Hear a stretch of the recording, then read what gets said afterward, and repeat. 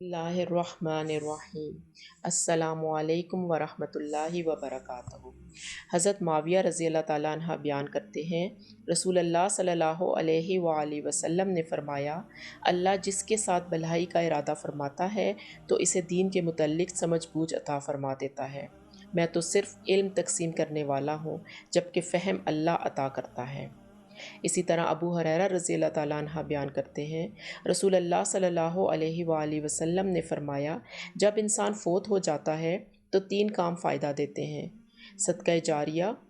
وہ علم جس سے استفادہ کیا جائے، اور نیک اولاد جو اس کے لیے دعا کرے،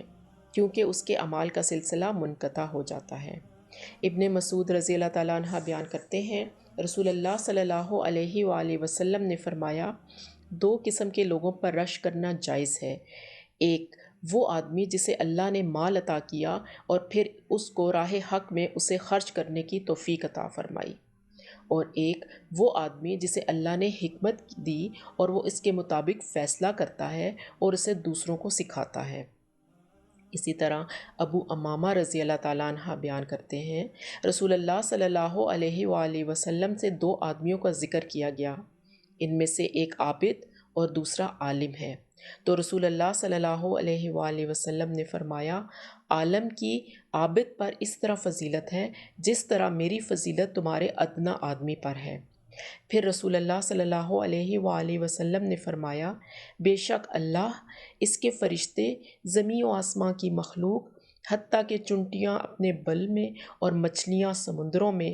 لوگوں کو خیر و بھلائی کی تعلیم دینے والے کے لیے دعائے خیر کرتی ہیں۔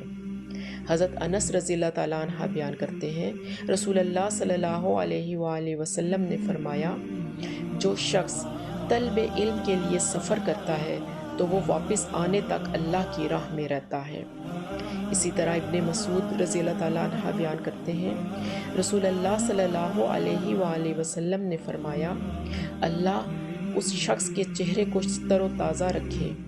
جس نے میری حدیث کو سنا، اسے یاد کیا، اس کی حفاظت کی اور پھر اسے آگے بیان کیا۔